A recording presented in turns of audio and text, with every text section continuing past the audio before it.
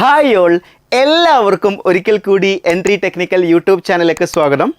അപ്പോൾ നിങ്ങൾ ഒരുപാട് പേര് ചോദിച്ചിട്ടുള്ളൊരു വീഡിയോ ആണ്, റിക്വസ്റ്റ് ചെയ്തിട്ടുള്ള വീഡിയോ ആണ് ചെയ്യാൻ ഉദ്ദേശിക്കുന്നത്.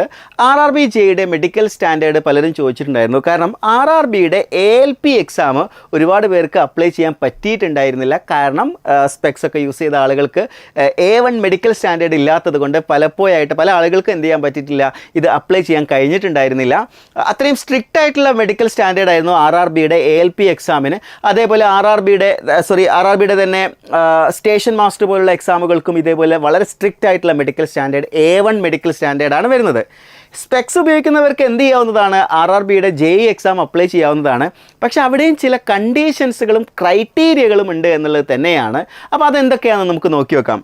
RRBയുടെ JEEക്ക് വരുന്ന മെഡിക്കൽ സ്റ്റാൻഡേർഡ് എന്ന് പറയുന്നത് ഡിഫറെൻ്റ് ആയിട്ടുള്ള മെഡിക്കൽ സ്റ്റാൻഡേർഡുകൾ പറയാൻ കാരണം പല പല പോസ്റ്റുകളുണ്ടല്ലോ. അപ്പോൾ RRBയുടെ തന്നെ ട്രാക്ക് ആൻഡ് മെയിൻ്റനൻസ് ഉണ്ട്, ഡിസൈൻ വിങ് ഉണ്ട്, ഡിസൈൻ എസ്റ്റിമേഷൻ വിങ് ഉണ്ട്, അതേപോലെ ഡ്രോയിങ് ഉണ്ട്. അങ്ങനെ പല പല സെക്ഷൻസും പല പല കാറ്റഗറീസും ഉണ്ട്. അത് ഞാൻ ഓൾറെഡി ഒരു വീഡിയോ മുമ്പ് ചെയ്തിട്ടുണ്ട്, നിങ്ങൾക്ക് റെഫർ ചെയ്യാവുന്നതാണ്. സോ ആ ഒരു പല പല കാറ്റഗറിയിൽ പല പല മെഡിക്കൽ സ്റ്റാൻഡേർഡുകളാണ് പറയുന്നത്. എന്നിരുന്നാലും A3, അതേപോലെ B1, അതേപോലെ B2, അതേപോലെ C1 ഇത്തരം മെഡിക്കൽ സ്റ്റാൻഡേർഡുകളാണ് എന്ത് ചെയ്തിട്ടുള്ളത്, റെയിൽവേ മെൻഷൻ ചെയ്തിട്ടുള്ളത്. അപ്പോൾ ഈ മെഡിക്കൽ സ്റ്റാൻഡേർഡിലേക്ക് നോക്കുകയാണെങ്കിൽ എല്ലാത്തിലും physically fit in all respect എന്ന് പറഞ്ഞിട്ടുണ്ട് അല്ലേ. ഈ എല്ലാ കാറ്റഗറിയിലും physically fit in all respects എന്നുള്ളത് പ്രത്യേകം RRB പറഞ്ഞിട്ടുണ്ട്.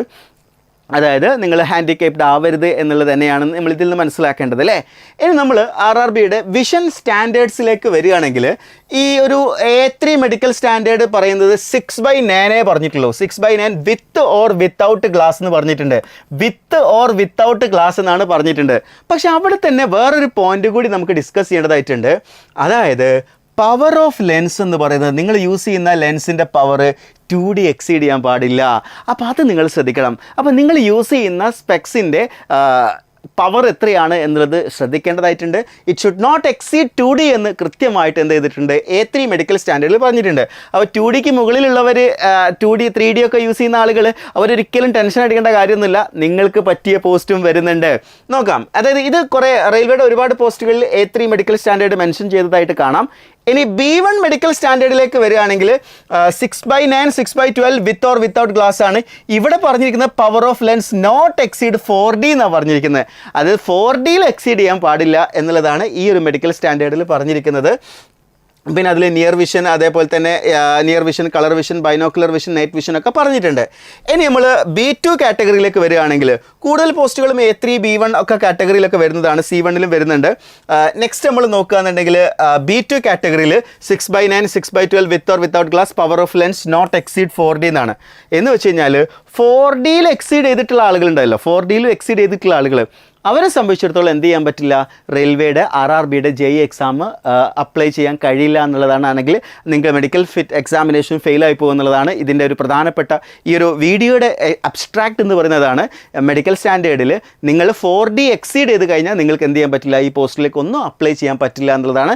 ദെൻ C1 മെഡിക്കൽ സ്റ്റാൻഡേർഡ് പറഞ്ഞിട്ടുണ്ട്. C1 എന്ന് പറയുന്നത് 6/12, 6/18 വിത്ത് ഓർ വിത്തൗട്ട് ഗ്ലാസ് എന്നാണ്. ഇതിൽ പവർ ഓഫ് ലെൻസ് കൃത്യമായിട്ട് മെൻഷൻ ചെയ്തിട്ടില്ലെങ്കിലും ഇതിൽ എന്താണ് 4D എക്സീഡ് ചെയ്യാൻ പാടില്ല എന്ന് തന്നെയാണ് നമ്മൾ മനസ്സിലാക്കേണ്ടത്. കാരണം ഈ പോസ്റ്റിലൊക്കെ 4Dയുടെ കാര്യം പ്രത്യേകം മെൻഷൻ ചെയ്തിട്ടുള്ളത് കൊണ്ട് തന്നെ.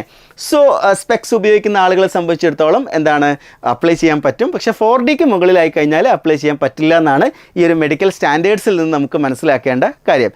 ഇതിൽ ഓരോന്നിലും എത്രത്തോളം വേക്കൻസികൾ വരുന്നുണ്ടെന്നൊക്കെ നമുക്ക് മനസ്സിലാക്കണം കേട്ടോ. അതായത് A3 മെഡിക്കൽ സ്റ്റാൻഡേർഡിൽ എത്ര വേക്കൻസി ഉണ്ട്, B1ൽ ഏതൊക്കെ പോസ്റ്റ് ഉണ്ട്, B2ൽ ഏതൊക്കെ പോസ്റ്റ് ഉണ്ട്, C1ൽ ഏതൊക്കെ പോസ്റ്റ് ഉണ്ട് എന്നുള്ളത് കഴിഞ്ഞ വർഷത്തെ നിങ്ങളുടെ RRBയുടെ നോട്ടിഫിക്കേഷൻ എടുത്താൽ കാണാൻ പറ്റും. അപ്പോൾ ഓരോന്നിലും ഇന്ന വേക്കൻസി, ഇന്ന പോസ്റ്റിലേക്ക് ഇന്ന മെഡിക്കൽ സ്റ്റാൻഡേർഡാണ് വേണ്ടത് എന്നുള്ള രീതിയിലാണ് അവർ മെൻഷൻ ചെയ്തിട്ടുണ്ടാവുക.